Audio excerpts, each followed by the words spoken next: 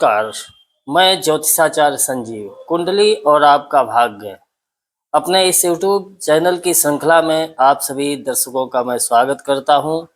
आज जिस विषय को लेकर के हम आपके सामने उपस्थित हुए हैं वो हमारे सौर मंडल का ग्रह है शुक्र। तो आज से हम जो भी आपके पास वीडियो पहुंचाएंगे वो शुक्र से संबंधित होगी। तो विषय को प्रारंभ करते हैं। आज हम आपको सबसे पहले शुक्र ग्रह का परिचय देने का प्रयास करेंगे। हम सभी एक शुक्र एक ऐसा ग्रह है जिसको हम सभी ने बहुत अच्छे तरीके से देखा है। हो सकता है कि जो आज की युवा पीढ़ी, मोबाइल की पीढ़ी हम कहेंगे अथवा कंप्यूटर युग की पीढ़ी कहिए, क्योंकि हम लोग जब बचपन में गर्मियों में गांव में या अपने घरों की छत पर सोते थे तो सायंकाल के समय सबसे जल्दी जो तारा हमको दिखाई देता था वो शुक्र था। और प्रातः काल जब हम छत पर सोते थे और लेट उठने की आदत थी या जगाए जाते थे तो सौर मंडल में अगर हमको एक तारा दिखाई देता था वो शुक्र ग्रह था। तो शुक्र ग्रह से हमारा आपका सभी का बचपन से प्राकृतिक रूप से परिचय है। आज की नई पीढ़ी की हम बात करने में थोड़ा संकोच कर रहे हैं, क्योंकि अब जो व्यवस्था है, अब जो परिस्थितियां हैं वो दूसरे प्रकार की है। तो आइए मुख्य विषय की ओर आते हैं। शुक्र ग्रह का आज हम संपूर्ण परिचय देने का प्रयास करेंगे। एक विशेष बात यह है कि अगर आपकी कुंडली में शुक्र की महादशा चल रही है और आप शुक्र की महादशा से पीड़ित है अथवा शुक्र आपको अच्छा फल दे रहा है तो हमारी जो वीडियो है ये आपके लिए बहुत ही महत्वपूर्ण होने वाली है। अथवा जो ज्योतिष के अध्येता है अथवा जो ज्योतिष के नए छात्र हैं, जो क्योंकि हमारे बहुत से ऐसे छात्र जो हमसे यूट्यूब के माध्यम से ही शिक्षा के ज्योतिष की शिक्षा के लिए जुड़े, तो उनके लिए भी ये विषय बहुत महत्वपूर्ण होने वाला है। तो हमारे साथ चर्चा में बने रहिए, ध्यान से समझिए। और ये विश्वास है कि प्रारंभ से यदि किसी ग्रह से संबंधित वीडियो को आप देखेंगे तो आपको उस ग्रह से संबंधित बहुत सी जानकारी मिलेगी, जिससे कि आप उस ग्रह से संबंधित फलित करने में आपको बहुत ही सुविधा होगी। हालांकि यूट्यूब के माध्यम से अथवा किसी भी माध्यम से कोई भी व्यक्ति ग्रह के संबंध में पूरी जानकारी प्राप्त नहीं कर सकता, क्योंकि ग्रह प्राकृतिक हैं और देवता हैं। तो मनुष्य की जहाँ तक क्षमता है, देवताओं की क्षमता मनुष्यों से बहुत अधिक ऊपर है। इसलिए उनके बारे में, उनके स्वभाव के बारे में, उनकी प्रकृति के बारे में जान पाना, संपूर्ण रूप से जान पाना थोड़ा मुश्किल है। इसलिए यथासंभव जो हमने ऋषियों से प्राप्त किया, जो हमारी वैज्ञानिक अवधारणा है, यानी जो विज्ञान ने अपने प्रयास से हम तक पहुंचाया, उसके आधार पर हम शुक्र ग्रह की चर्चा करने जा रहे हैं। तो सबसे पहले शुक्र के जो कई एक पर्यायवाची है, उनमें काव्य, भृगु, उष्णा, कवि, काण, दैत्य गुरु, भार्गव इत्यादि कई नामों से शुक्र को जाना जाता है। तो जैसा कि अभी हमने बताया कि सायंकाल के समय सबसे पहले उदित होने वाला तारा शुक्र, और प्रातः काल में सबसे देर तक सौर मंडल पर दिखाई देने वाला तारा जो है वो शुक्र होता है। यानी कि ये पृथ्वी का सबसे करीबी और पड़ोसी ग्रह है, इसीलिए हम इसको देर तक देख पाते हैं।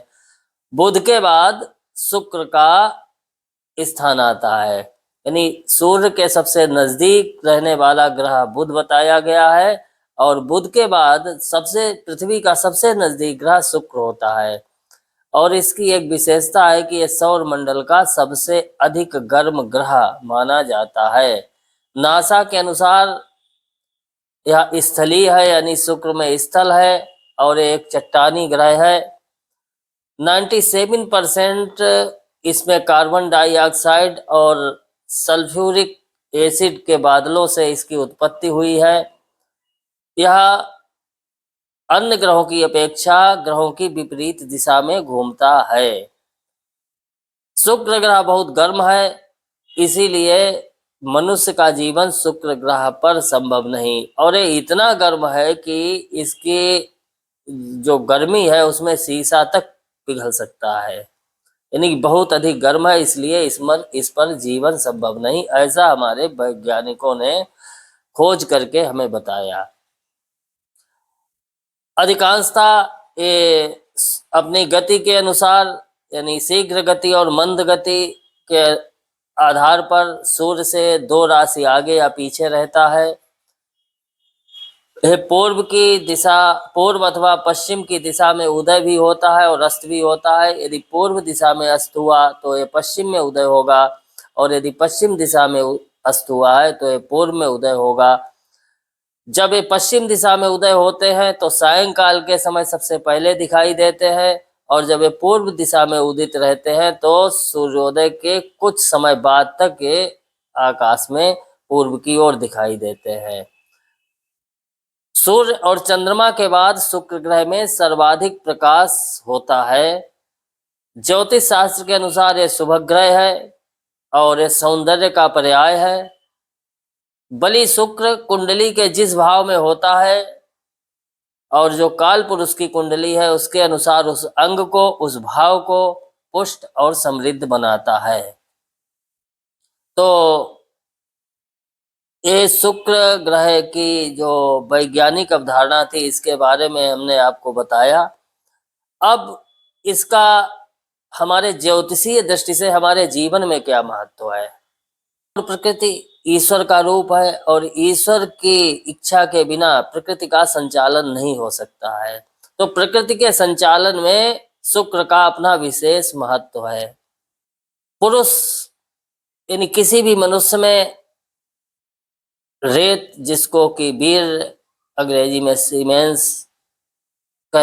कहते हैं, वह तो शुक्र जो है मुख्य रूप से पुरुष के, मनुष्य के वीर्य का कारक है, और स्त्री में जो रज होता है उसका कारक शुक्र है। तो यानी रेत और रज इसके 2 रूप हुए कि इन्हीं दोनों के संयोग से प्रजा की उत्पत्ति होती है। प्रकृति में यदि ईश्वर की सत्ता है तो मनुष्य यानी जीव की भी सत्ता है। बिना एक दूसरे के कोई पूरक नहीं।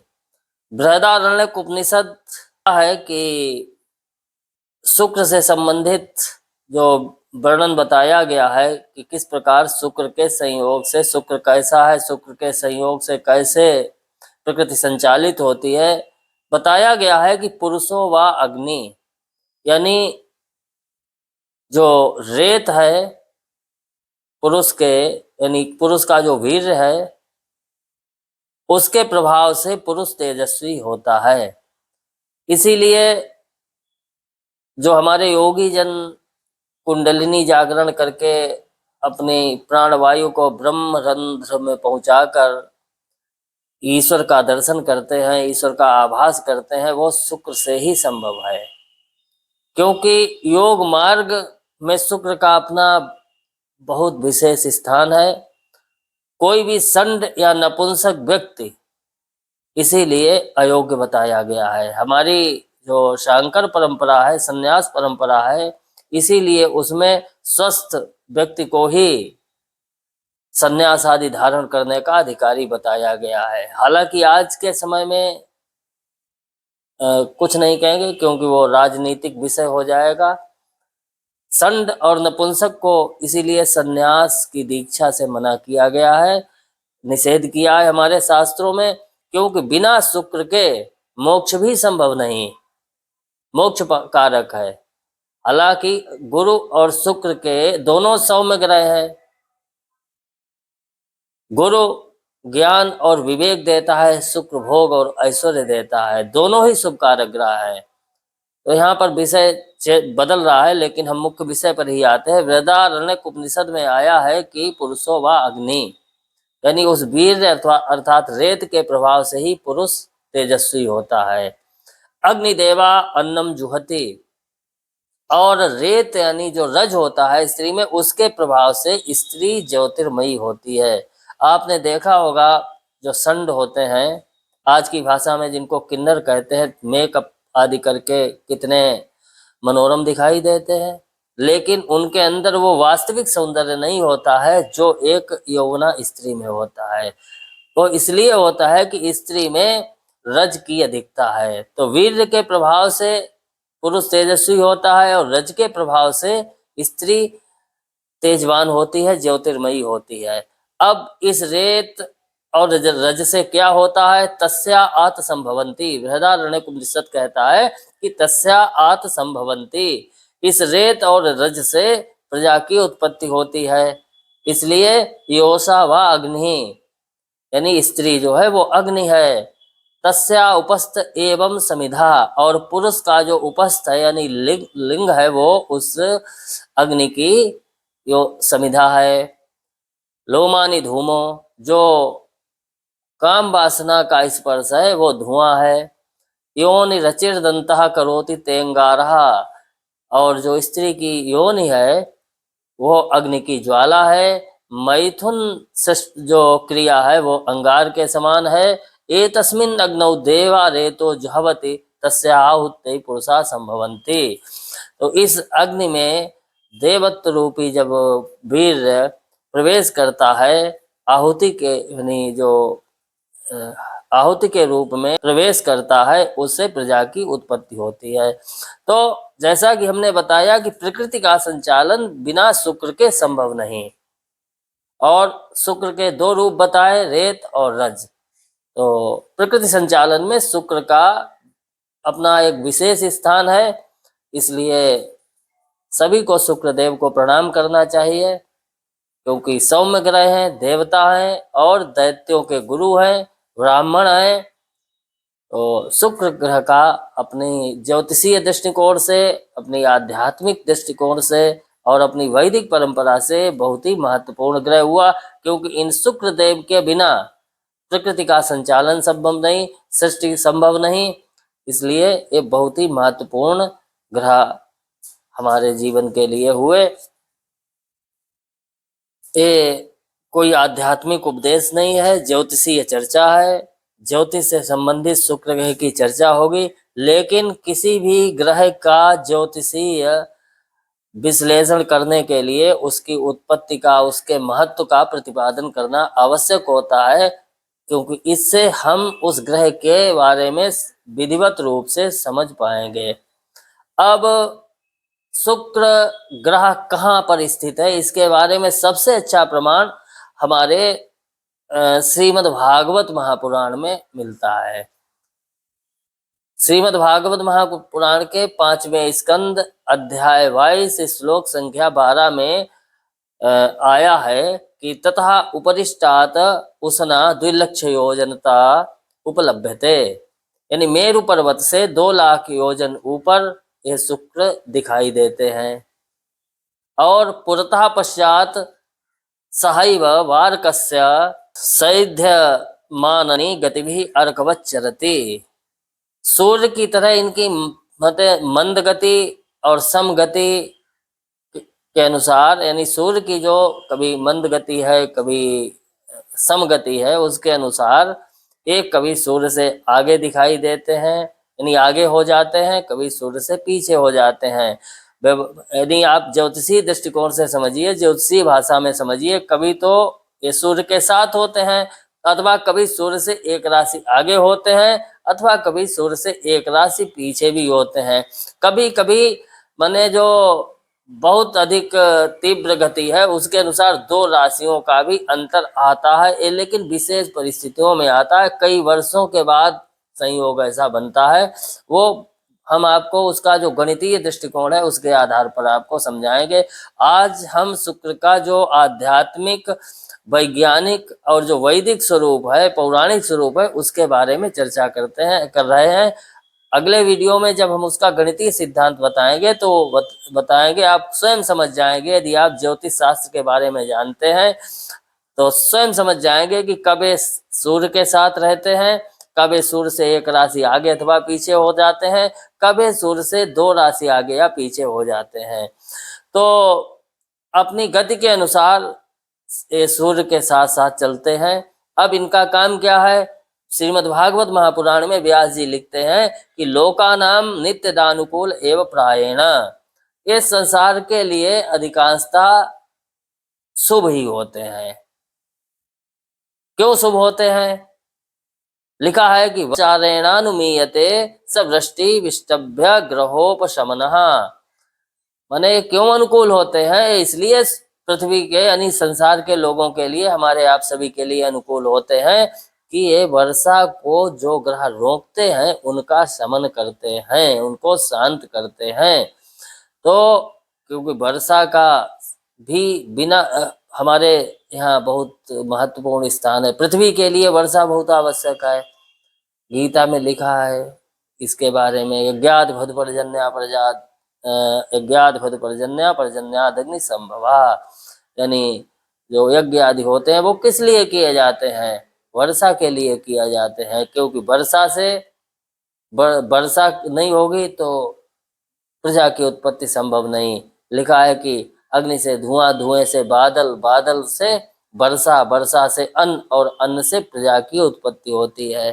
तो इसीलिए श्रीमद् भागवत महापुराण में व्यास जी ने लिखा है कि वर्षयश्चारेणानुमीयते सवृष्टि विष्टम ग्रहोपशमनः, यानी जो वर्षा को रोकने वाले ग्रह हैं उनको ये शुक्रदेव शांत करते हैं। तो इसलिए शुक्र ग्रह का हमारे जीवन में बहुत ही विशेष महत्व हुआ। इसलिए शुक्रदेव को प्रणाम करते हुए जो शुक्र संबंधी वैज्ञानिक और आध्यात्मिक और पौराणिक वैदिक परिचय है, आज के इस वीडियो के माध्यम से हमने आपको पहुंचाने का प्रयास किया। कृपया करके चैनल को लाइक कीजिए, वीडियो को लाइक कीजिए, हमारे इस चैनल को सब्सक्राइब कीजिए, वीडियो को शेयर कीजिए, और किसी भी प्रकार की ज्योतिष अथवा वास्तु संबंधी परामर्श के लिए, समस्या के निराकरण के लिए आप हमारे इस स्क्रीन पर दिए हुए मोबाइल नंबर से संपर्क कर सकते हैं। धन्यवाद।